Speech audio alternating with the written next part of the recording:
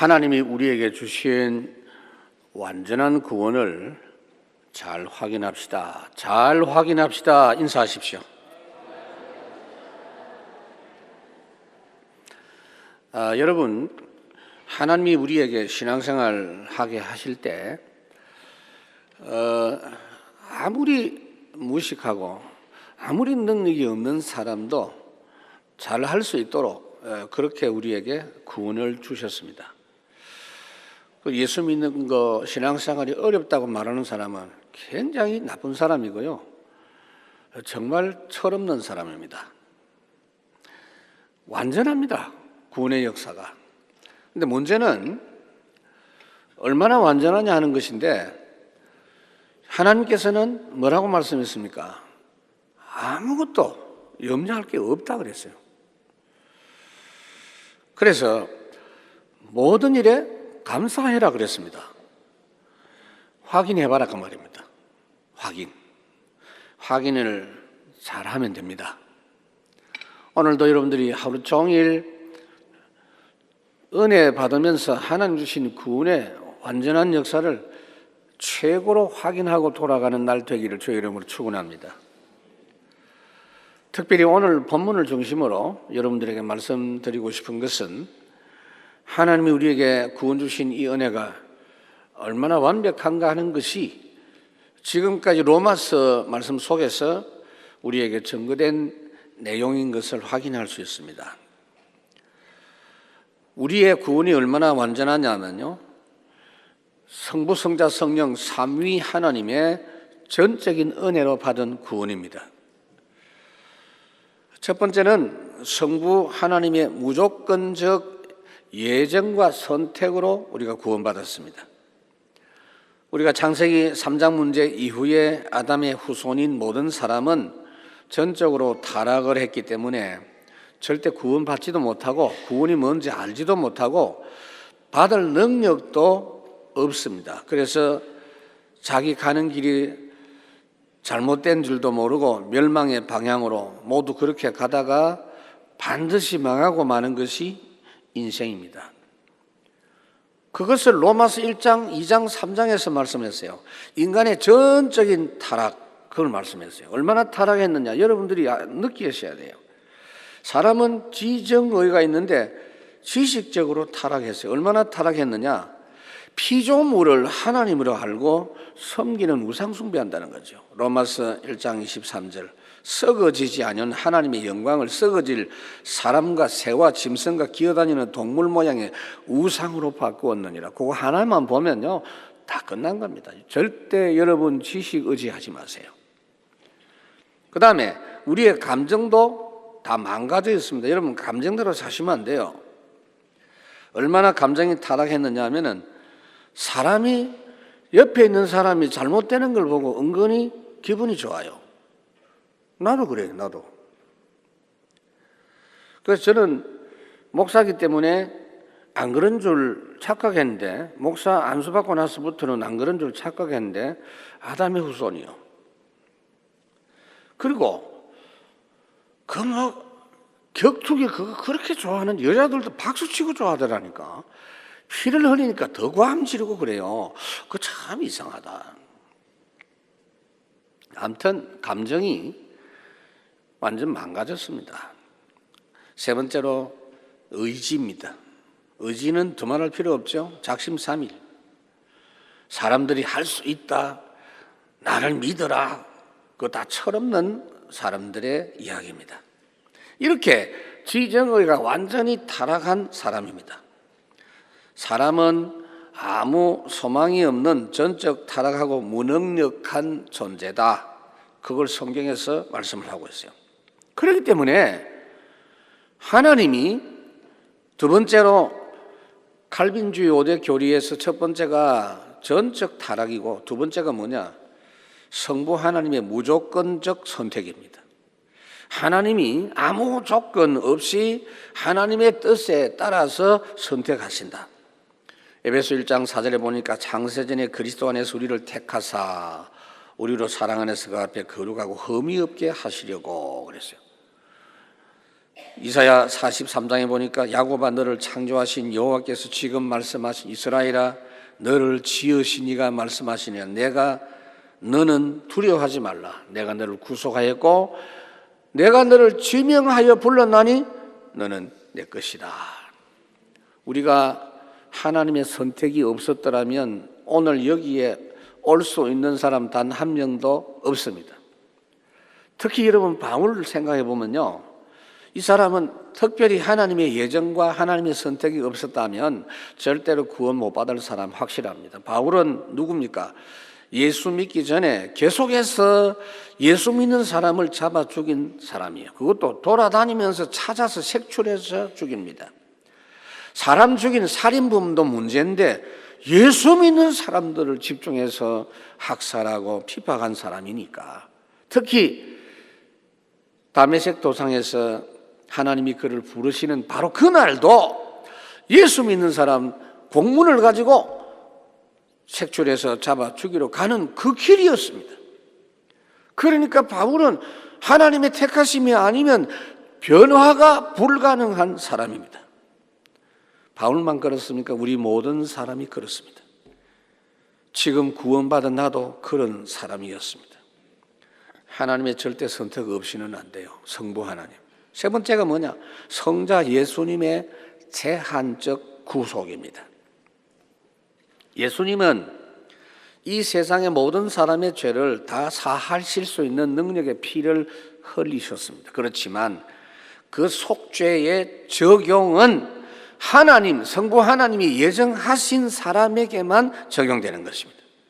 하나님이 선택하신 사람만을 위해서 예수님이 대속을 하셨어요. 요한복음 10장에 보니까 나는 선한 목자라 나는 내 양을 알고 나도 양도 나를 아는 것이 아버지께서 나를 아시고 내가 아버지를 아는 것 같이 나는 양을 위하여 목숨을 보니 자신의 양이 따로 있다. 그렇게 말씀하고 있어요. 그래서 왜 예수 안 믿느냐? 요한복음 10장 26절에 보니까 너희가 내 양이 아니기 때문에 믿지 아니하는도다. 그럼요. 하나님의 선택도 못 받았고 그리스도의 대속도 없기 때문에 따를 수가 없어요. 요한복음 6장에 보니까 나를 보내신 이의 뜻은 내게 주신 자 중에 내가 하나도 잃어버리지 아니하고 마지막 날에 다시 살리는 이것이니라. 예수님이 출생하실 때 설명을 하고 있어요. 마태복음 1장에 보니까 아들을 낳으리니 그 이름을 예수라 하라. 그가 자기 백성을 저희 죄에서 구원할 자이십니다. 자기 백성. 하나님이 선택하신 자기 백성을 위해서.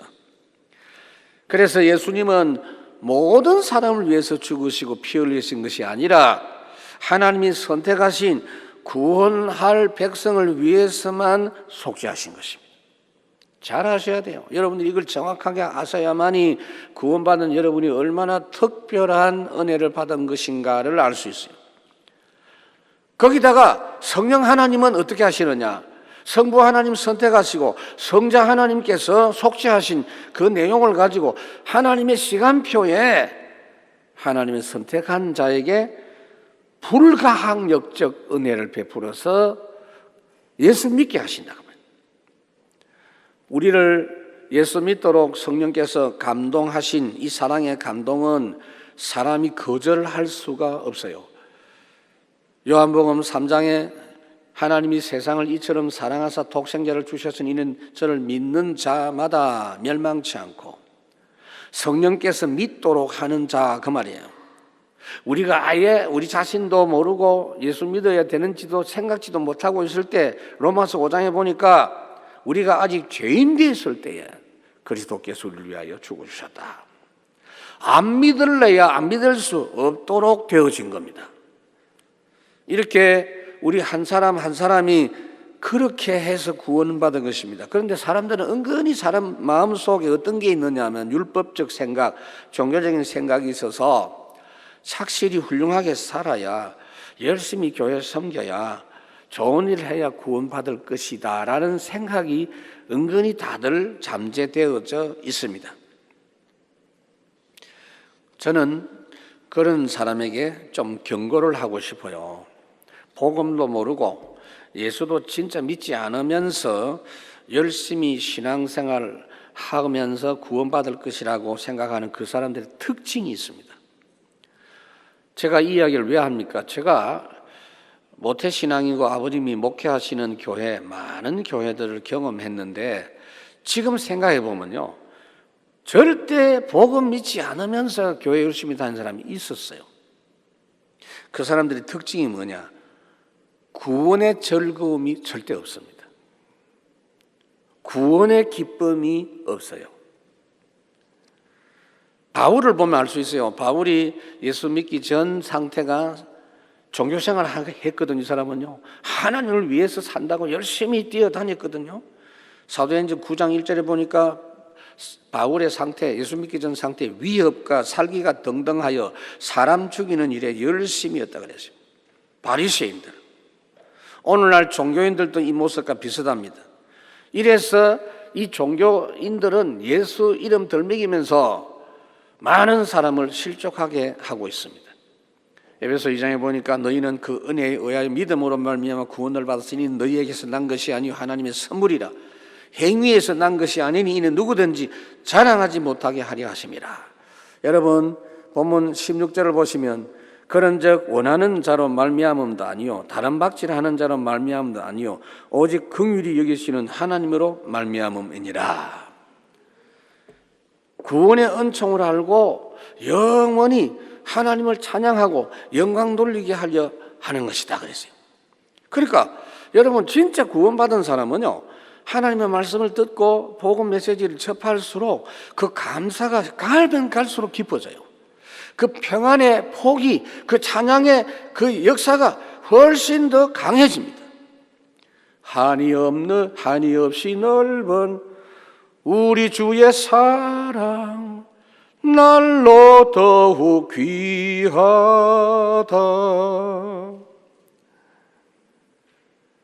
그리고 이 구원받은 자,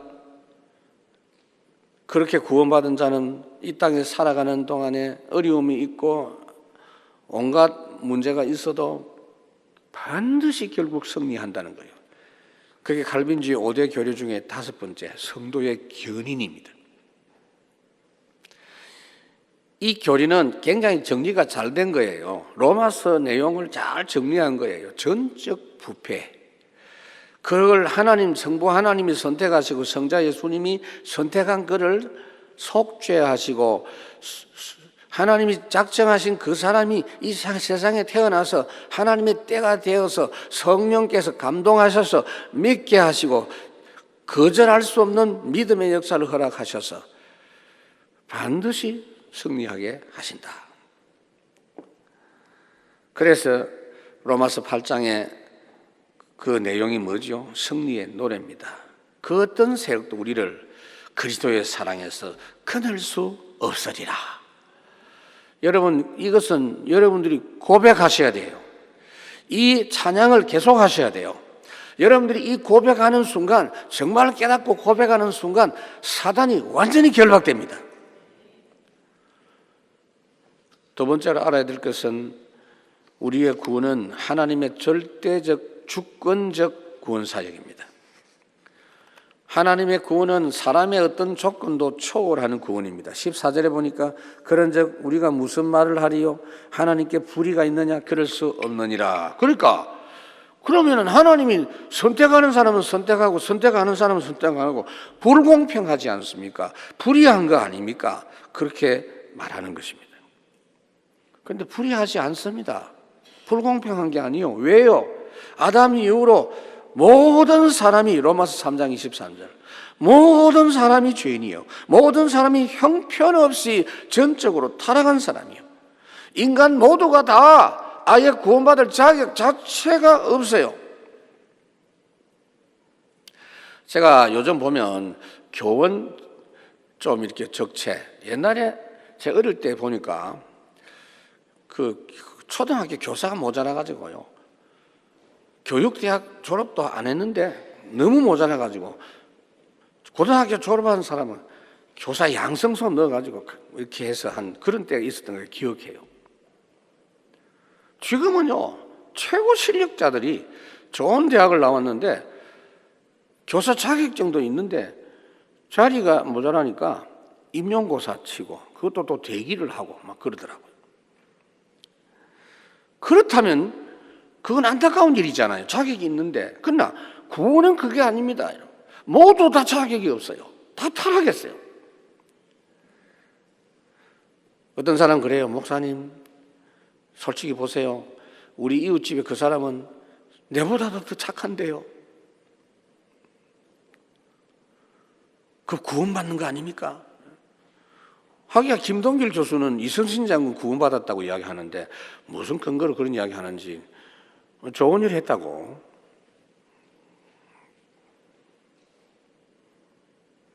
그렇지 않습니다, 여러분. 좋은 일을 하는 것은 마귀 손아귀에 붙잡혀 있으면서 좋은 일을 하는 거예요. 그 사람이 훌륭한 것은 사단의 손에 붙잡혀 있는 가운데서 착한 겁니다. 그런 사람은 더 악한 영에 사로잡힙니다. 마태복음 12장 43절에서 45절 7길 귀신에게 사로잡힌다. 여러분, 고아원에 수많은 아이 중에 너무 불쌍하니까 어떤 분이 고아원에 찾아왔어요. 내가 이 아이들 중에 몇 명을 내 양자로 삼겠다 하고 데리고 가는데, 그래서 원장님이 그럽니다. 선생님이 이 아이들 보시고 이 아이 중에서 당신이 원하는 사람을 택해서 데려가십시오 그랬어요. 그래서 다 데려갈 수는 없고 한 2명을 택해서 데리고 갔습니다. 그걸 보고 불공평하다고 하면 안 되죠. 그 2사람 뽑혀가는 2아이를 부러워할 수는 있지만은 그게 불의한 거 아닙니다. 그 사람의 주권입니다. 그 사람의 권리예요. 다만 선택한 그분에게 감사할 뿐입니다. 우리가 구원받은 하나님의 구원에 대해서 그 은혜에 감사하고 찬양할 뿐입니다. 15절에 보면 모세에게 이르시되 내가 긍휼히 여길 자를 긍휼히 여기고 불쌍히 여길 자를 불쌍히 여기리라 하셨다 그랬어요. 출애굽기 33장에 보니까 나는 은혜 베풀 자에게 은혜를 베풀고 긍휼히 여길 자에게 긍휼을 베푸느니라. 그러니까 모세를 하나님이 부르실 때 상황을 보면요, 도저히 인간적인 조건으로는 이해가 안 돼요. 한참 일할 수 있는 40대나 50대 불러야 될 건데 하나님 그때 안 부르시고 80대. 그때 당시에 나이 80이면 죽어야 돼요. 누가 그 이야기했냐? 시편 90편 10절에 보면 모세 본인이 말했어요. 우리의 연수가 70이요. 평균 수명이 70이에요 그때. 강건해도 80이라도 그랬어요.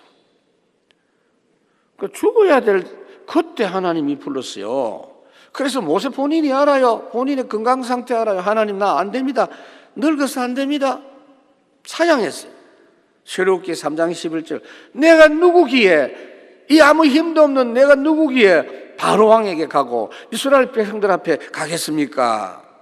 출애굽기 4장에도 보면 나는 말을 잘 못합니다. 왜 그렇습니까? 40년 동안 양들 치다가 보니까 뭔 말을 하게, 양 치는데 말 필요 없어요. 가자 먹으라 데리고 가자 말고 없어요. 그러나 하나님은 부족한 사람을 쓰실 수 있는 하나님이십니다.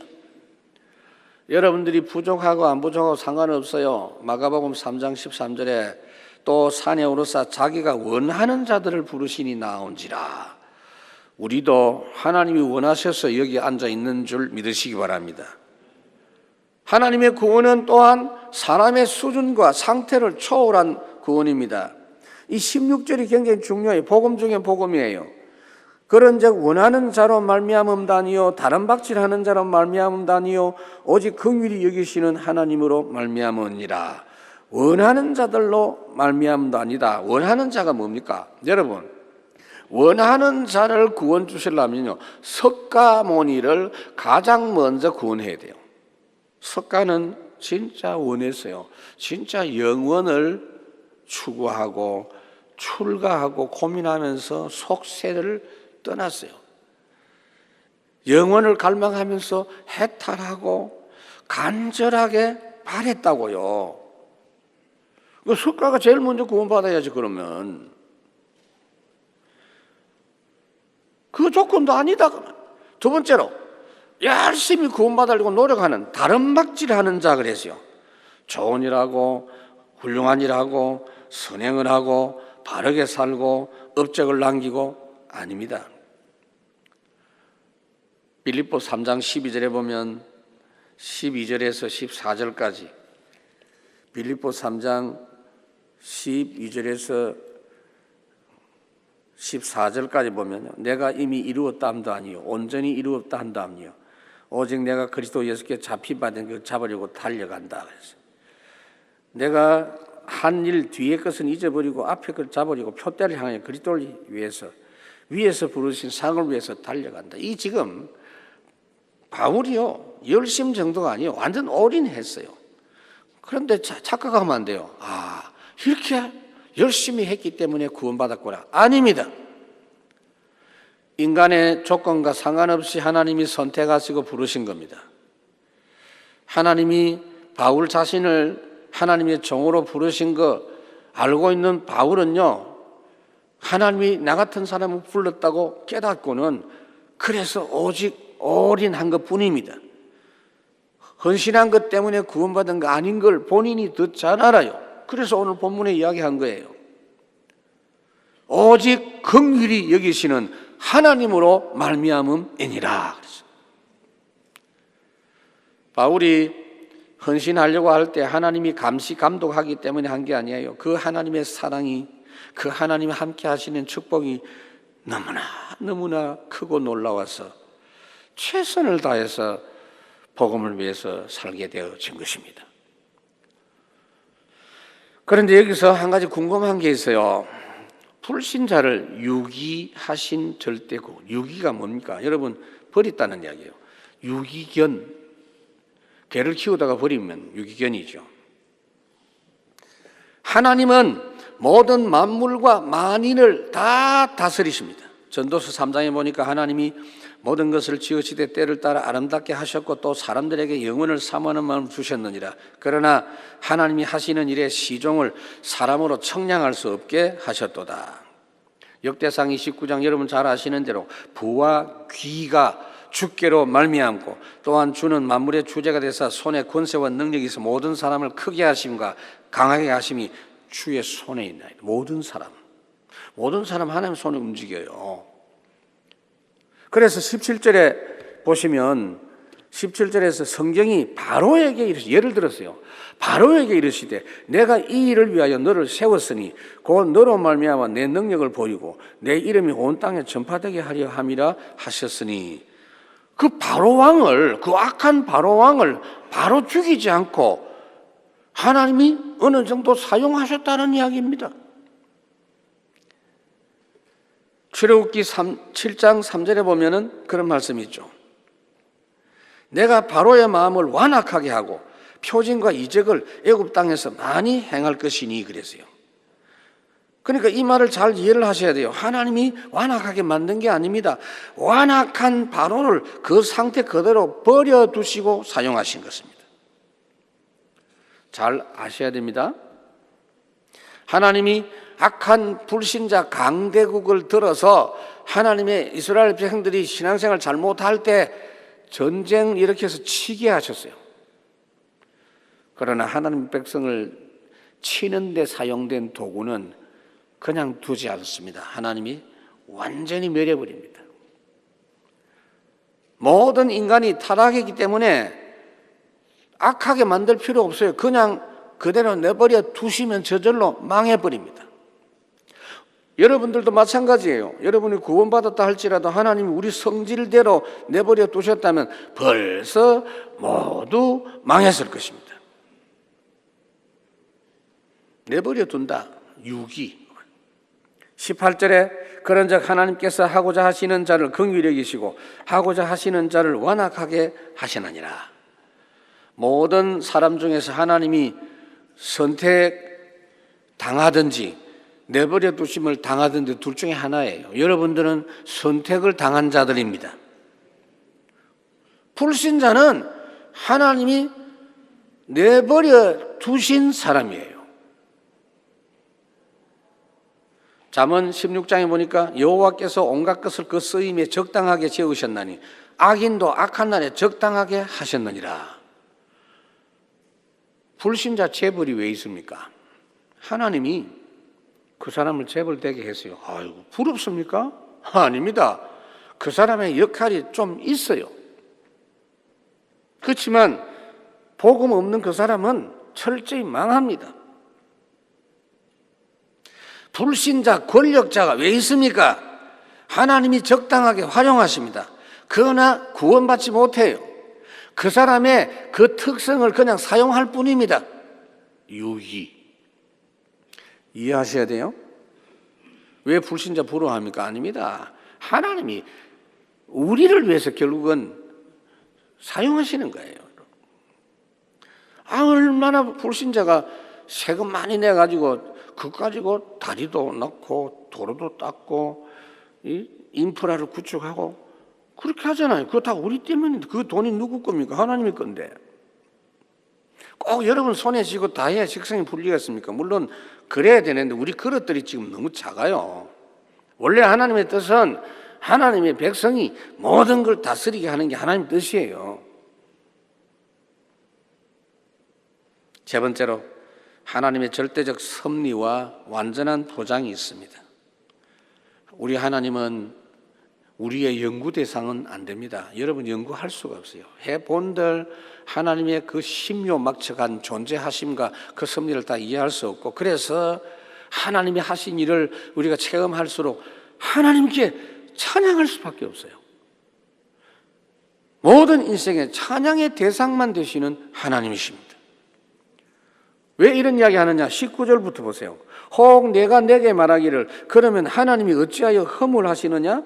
누가 그 뜻을 대적하느냐 하리니 이 사람아 내가 누구기에 감히 하나님께 반문하느냐? 지연받은 물건이 지은 자에게 어찌 나를 이같이 만들었냐 말하겠느냐? 이게 가상 질문이에요. 만약에 하나님이 그렇게 선택한 자는 부르시고 선택 안 하는 자는 그냥 버려두신다면, 내가 선택 안 받았었다고 할 때는 내가 죄를 지어도 하나님이 말 못하시겠네 그 말입니다. 하나님이 선택 안 했으니까 그런 거지라고 말할 수 있지 않겠냐 그 말입니다. 그런데 그 질문 자체가 말도 안 되는 질문이에요. 거기에 대해서는 답할 필요가 없어요. 그래서 바울이 그 질문을 해놓고, 자기가 가상 질문 해놓고 거기에 그 질문에 대한 정확한 답은 안 하고 다른 이야기 합니다. 예를 들어서 하나님이 아담 하와에게 선악과를 주시고 따먹지 말라 그랬거든요. 그러면 여러분 생각에 아예 그거 만들지 처음부터 없으면 될 거 아니냐. 그리고 그 과일 그거 하나 따먹었다고 뭐 대단치도 않은 걸 갖고 하나님 삐져가지고 벌 주고 고라냐고. 이게 이제 우리 생각입니다. 그 질문 자체가 틀린 거예요. 거기에 대해서는 대답할 필요가 없어요. 그래서 사람은 하나님의 섭리를 다 이해 못할 부분들이 많기 때문에 바울이 20절에 말한 게 뭐냐? 하나님은 창조주, 우리는 피조물. 그래서 하나님 보고 왜 나를 이렇게 만들었냐 할 수 있겠냐 그 말이에요. 여러분 세상에서 가장 불효막심한 자식이 누군지 아십니까? 부모님께 가가지고 나를 왜 이렇게 낳았냐고. 그게 굉장히 호로 자식이에요. 하물며 감히 내가 뉘길래 하나님 보고 이래라 저래라 할 수 있느냐 그 말이에요. 욥기 36장에 보니까 그의 일은 모든 사람이 우러러보나니 먼 데서도 보느니라. 하나님은 높으시니 우리가 그를 알 수 없고 그의 횟수를 헤아릴 수 없도다. 로마서 11장에 보니까 깊도다 하나님의 지혜와 지식의 풍성함이여 그의 판단은 헤아리지 못할 것이고 그의 길은 찾지 못할 것이로다. 누가 주의 마음을 알았느냐? 누가 그의 모사가 되었느냐? 하나님은 우리의 판단 대상이 아니고 찬양의 대상이다. 그러면 그렇게만 알고 넘어가면 되겠느냐? 아닙니다. 우리는 하나님의 뜻대로 사용되는 그릇입니다. 인생 그릇이다.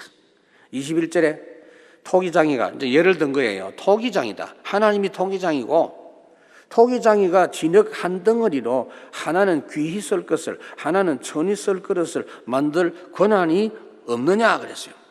비유를 들은 거예요. 옹기 그릇 만드는 공장에서 그 주인이 흙덩어리를 조그만하게 이렇게 주물러서 빙빙 돌려가지고 아주 예쁜 그릇을 만들어서 그걸 구워가지고 밥 먹는 밥그릇으로 썼단 말이에요. 그리고 더 작고 예쁘게 상자를 만들어서 보석함을 만들었어요.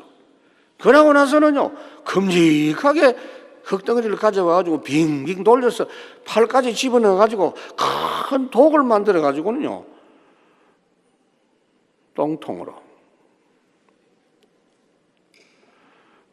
옛날에는 화장실 그래 했거든요. 큰 독에다가 그 변을 모아갖고 그 그림도 하고 그랬거든요.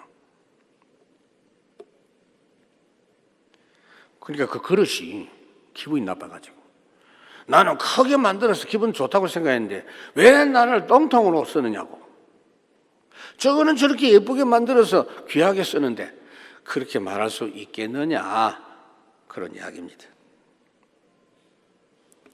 22절에 만일 하나님이 그의 진노를 보이시고 그의 능력을 알게 하고자 하사 멸하기로 준비된 진노의 그릇을 오래 참으심으로 간용하시고, 그러나 하나님이 멸망하도록 내버려 두신 작정하신 바로 같은 그런 그릇도 단번에 없애지는 않고 관용을 하시고 오래 두신 것은 그 사람을 기다려 주시는 내용이에요. 여러분, 창세기 15장에 보면 하나님이 아브라함에게 네 후손들이 애굽에 가서 노예가 되고 이방에서 객이 되고 400년 만에 돌아온다 그랬어요. 왜 그렇게 오랫동안 400년 동안 노예 생활을 하게 놔두느냐, 빨리 오게 하지. 그 이유를 밝혀놨어요. 아모리 족속이 죄악이 아직 차지 아니함이니라. 노아 홍수 일어났을 때 죄악이 관영하고 가득하다 그랬죠. 그때까지 기다려 주시는 거예요. 아모리 족속의 죄악이 가득할 때까지 기다려 주시는 거예요. 창세기 18장 20절, 소돔 성이 왜 망했습니까? 가득했기 때문에. 지금도 그렇습니다. 여러분, 사람이 죄를 지을 때마다 그 한 사건마다 즉각 간섭에 있어서 벌을 하신다면 지구상에 살아남을 사람 아무도 없어요. 여러분도 마찬가지. 구원받아 놓고도 네가 무슨 짓이냐 이래가지고 죄 지을 때마다 그 죄 지은 그 부분에 대해서 벌을 준다고 생각해 보세요. 예를 들어서 어떤 아이하고 둘이가 서리를 했어요. 참외밭에. 서리 모르죠? 아이들은. 참외밭에 서리를 했어요. 그것도 기도원에서 한 일주일 금식 기도하고 내려와가지고 배고프니까 따먹었어. 제일 기도하고 은혜 받고 제일 먼저 한 게 뭐냐? 도둑질이야. 그래서 성경의 말씀이 생각났어요. 이는 이, 눈은 눈. 그게 생각났어요. 그래, 참외 따먹었는데 죄 지은 요거를 잘라버려야 되겠구나. 누가 죄 지었냐 하면 손이 죄를 지었어. 요거 잘라야 돼. 그 다음에 죄 지은 게 뭐냐? 이빨이 씹어 먹었어. 이빨 다 빼야 돼. 입도 잘라내야 돼. 목구멍으로 입이 넘어가서 다 잘라야 돼. 다 죽여야 돼.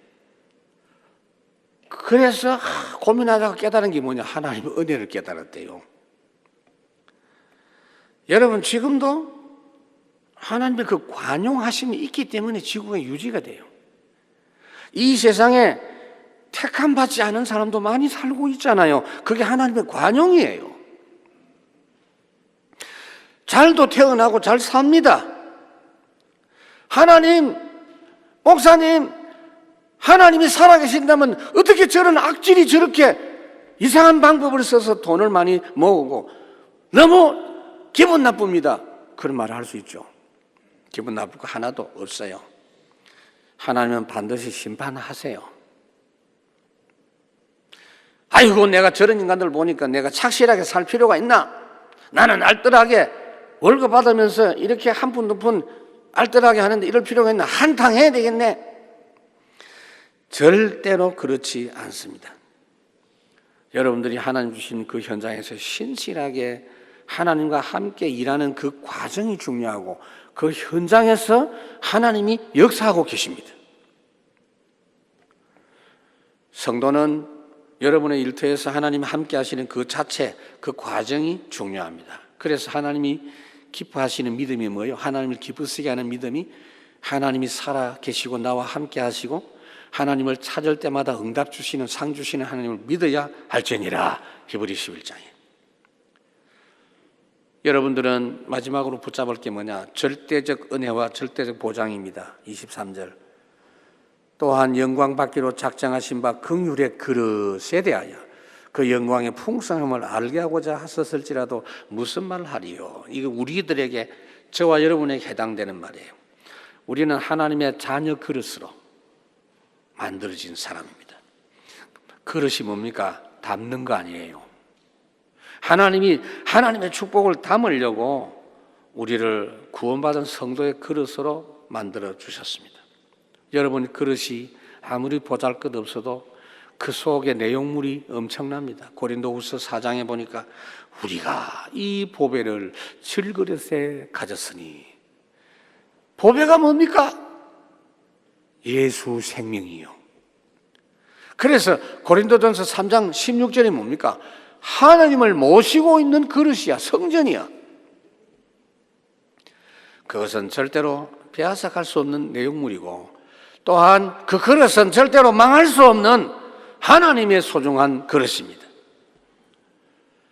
인간적인 조건 보지 말자. 24절. 이 그릇은 우리니 곧 유대인 중에서뿐 아니라 이방인 중에서도 부르신 자니라. 인간적인 혈통 조건 보지 말고 오직 구원받은 조건을 생각해야 돼요. 하나님의 절대 구원의 생명 받은 자는 다 승리하고 시대 살릴 사람입니다. 여기 보니까 유대인 중에서도 이방인 중에서도, 그러니까 복음 진짜 아는 사람은요 차별하면 안 돼요. 인종차별하면 안 돼. 우리 민족이 최고 민족이다, 그런 말 여러분 좀 하지 마세요. 예수님이 대한민국에 재림하신다, 그런 소리 진짜 하지 마세요. 우리 동네는 동양의 예루살렘이다, 그런 말도 하지 마세요. 별로 좋은 말 아니에요. 그러나 여러분들은 소중한 세계복음화 그릇인 줄 믿으시기 바랍니다. 하나님이 여러분들을 그냥 구원 주신 것이 아니고 하나님의 절대적인 주권적인 사랑으로 우리를 불러주셨습니다. 말씀을 맺습니다. 여러분 빨리 확인하세요. 계속 확인하세요. 이 구원의 역사가 얼마나 완전한지. 그래서 완전 믿음을 매일 가지시기 바랍니다. 완전 구원을 처음부터 결론 내고 현장에서 완전한 구원 속에 있는 여러분들은 당당하게 승리하시기 바랍니다. 모든 것이 하나님의 절대 주권, 하나님으로 말미암았기 때문에 여러분들의 남은 날들에도 하나님으로 말미암아 승리하도록 하실 줄 믿으시기 바랍니다. 오늘 여러분들이 최고로 기쁜 마음으로 구원 주신 하나님께 찬양하겠습니다. 주 예수 사랑 기쁨 내 마음속에 찬양합니다. 주 예수 사랑 기쁨 내 마음속에, 내 마음속에, 내 마음속에, 주 예수 사랑 기쁨 내 마음속에, 내 마음속에 있네. 나는 기뻐요, 정말 기뻐요. 주 예수 사랑 기쁨 내 맘에. 나는 기뻐요, 정말 기뻐요. 주 예수 사랑 기쁨. 이제는 정죄 없네, 이제는 정죄 없네. 예수 안에서, 예수 안에서, 예수 안에서. 이제는 정죄 없네. 예수 안에서, 예수 안에서 없네. 나는 기뻐요, 정말 기뻐요. 주 예수 사랑 기쁨 내 맘에. 나는 기뻐요. 정말 기뻐요. 주 예수 사랑 기쁨 내 맘에. 이제는 해방됐네. 예수 안에서, 예수 안에서, 예수 안에서. 이제는 해방됐네. 예수 안에서, 예수 안에서 해방. 나는 기뻐요. 정말 기뻐요. 주 예수 사랑 기쁨 내 맘에. 나는 기뻐요. 정말 기뻐요. 주 예수 사랑 기쁨 내 맘에.